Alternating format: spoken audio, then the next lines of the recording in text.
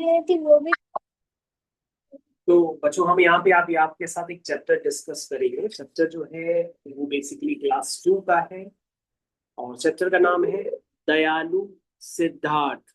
क्या नाम है बेटा चैप्टर का नाम? दयालु सिद्धार्थ। चैप्टर नंबर 3 दयालु सिद्धार्थ।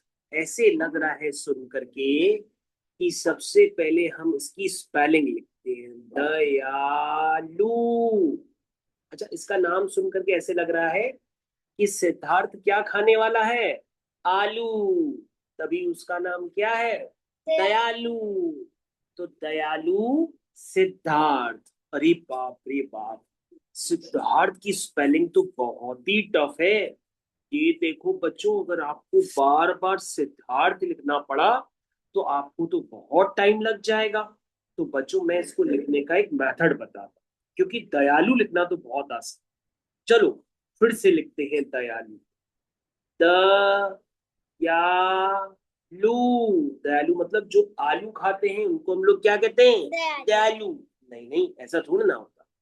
दयालु का मतलब होता है जो बहुत ही अच्छे मन वाले हो, जिनका मन साफ हो, जिनका हृदय शीतल हो, जो दूसरों पर हेल्प करते हो, उनको हम लोग क्या कहते हैं? दयालु। दयालु। अच्छा, हेल्प तो आलू की भी कर सकते हैं कि भैया चलो भूखा है, आलू खिला दो, तो उसको क्या कहेंगे? दयालु। दयालु। तो चलो दयालु मतलब उनका हृदय बहुत अच्छा होता है, हार्ट बहुत अच्छा होता है, काइंड हार्टेड होते हैं। अब बच्चों हम लोग सिद्धार्थ की स्पेलिंग देखते हैं, आइए।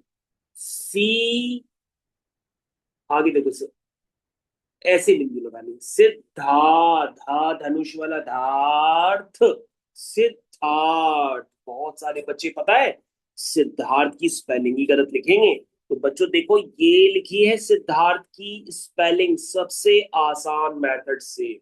सभी लोग बच्चे अपनी कॉपी में एक बार लिखें, अभी का अभी क्या लिखा हुआ है ये? सिद्धार्थ। सिद्धार्थ। सिद्धार्थ को चलो फिर से लिखते हैं, सी, द, फिर धनुष वाला द, र की मात्रा, सिद्धार्थ। क्या कहेंगे इसको? सिद्धार्थ। सिद्धार्थ। चलो बच्चों, सबसे मुश्किल काम यही पर है कि अगर आप दयालु सिद्धार्थ में सिद्धार्थ की स्पेलिंग एकदम सही सही लिख पाए। चलो बच्चों, प्रस्तावना। प्रस्तावना का मतलब क्या होता है? इंट्रोडक्शन, यानी हम चैप्टर में क्या पढ़ने वाले।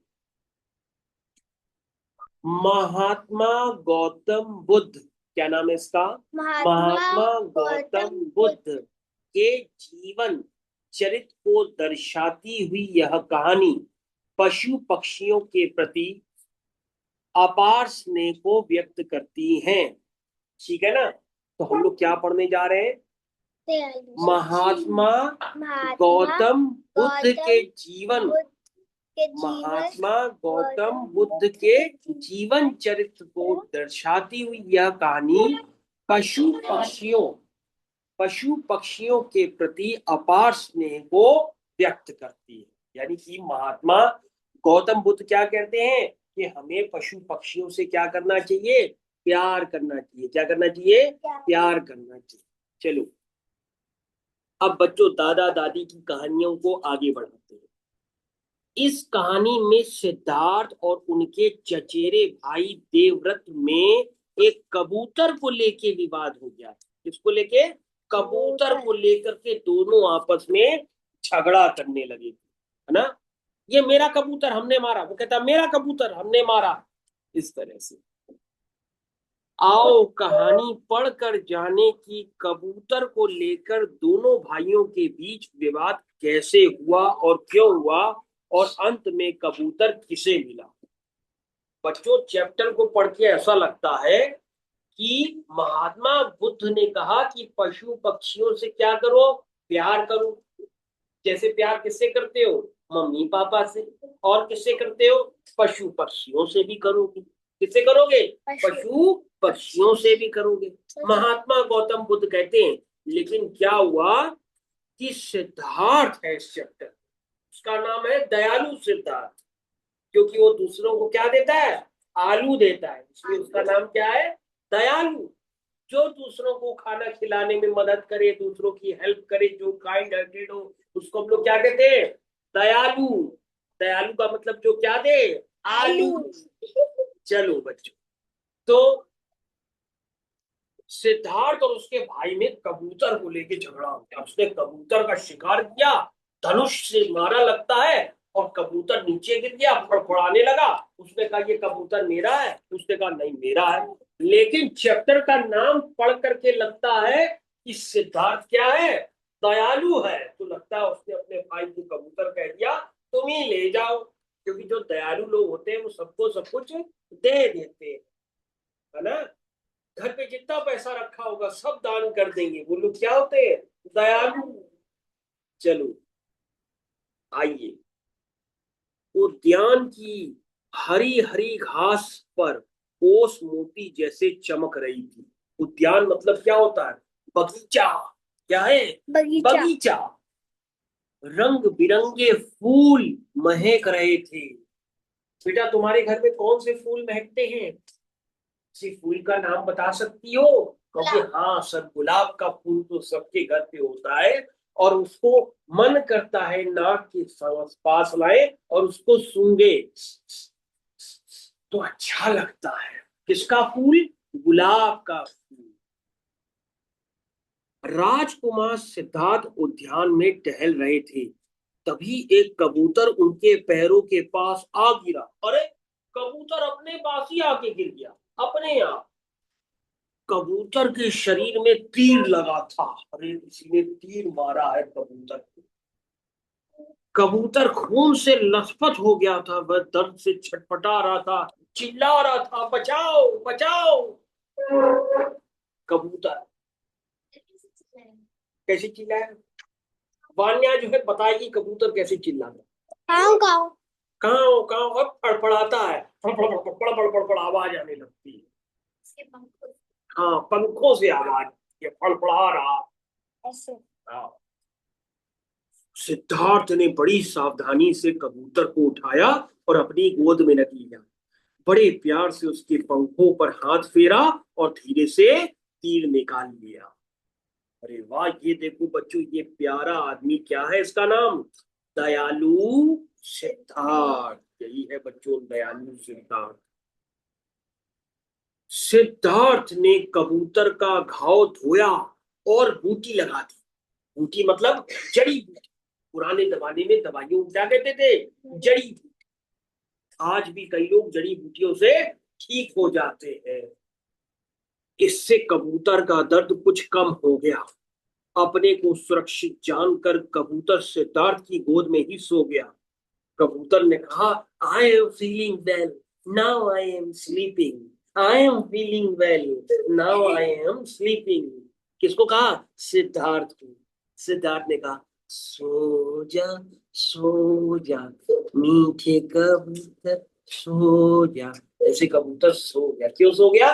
क्योंकि बेचारे का तीर अभी निकला। उसके बाद उसने प्यार से उसको जड़ी बूटी देके सुला दिया, क्योंकि सुलाने के बाद उसका दर्द क्या हो जाएगा? धीरे धीरे कम हो जाए। डॉक्टर हमें क्यों सुलाता है? ताकि वो ऑपरेशन से पहले हमारा दर्द कम कर सके, वरना ऐसे ही चीर फाड़ कर देगा तो फिर बहुत दर्द होगा। इसलिए पहले क्या करता है? सुला देता है, कहता सो जाओ, चलो चलो सो जाओ।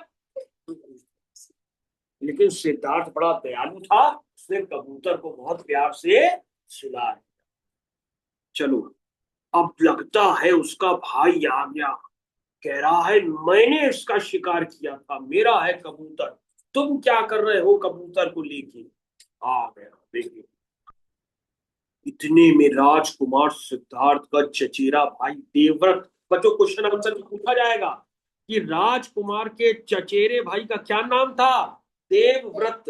देव। देव, उसके बाद व्रत। मम्मियाँ क्या लिखती है हम लोग की? मम्मी हम लोग की रखती है व्रत, रखती है, उसको हम लोग फास्ट कहते हैं। वही वाला देव व्रत, यानी कि देव क्या रखता है? फास्ट रखता होगा, तभी उसका नाम क्या है? देवव्रत। देवव्रत दौड़ा दौड़ाया और बोला लाओ, यह कबूतर मुझे दे दो। गुस्से में बोला लाओ, ये कबूतर मुझे दे दो, मेरे तीर से घायल होके नीचे गिरा है। मेरा शिकार है, लाओ इसे मेरे को दे दो।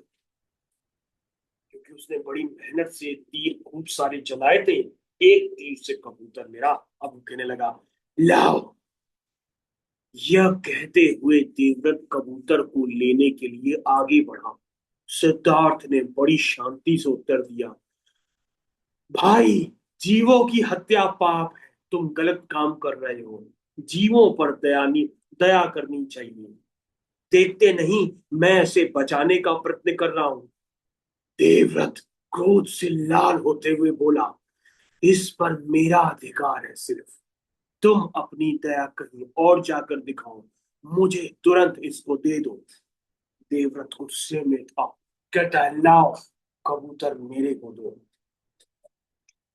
दोनों राजकुमार झगड़ने लगे। वे अपनी अपनी बातों पर अड़े थे। तभी देवव्रत ने कहा, चलो गुरुदेव के पास चलते हैं।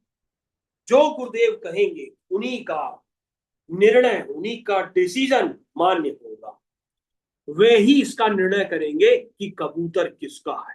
चलो आगे बढ़ते हैं। गुरु जी के पास जा रहे हैं। लगता है गुरु जी कौन है? गुरु गोविंद खड़े, काके लागू पाए, बलिहारी गुरु आपने गोविंद दियो बताए। कौन खड़े हैं उनके गुरु? कोई भी गुरु हो सकते हैं, जैसे गुरु गोविंद सिंह जी है, गुरु नानक देव जी है। और कौन है?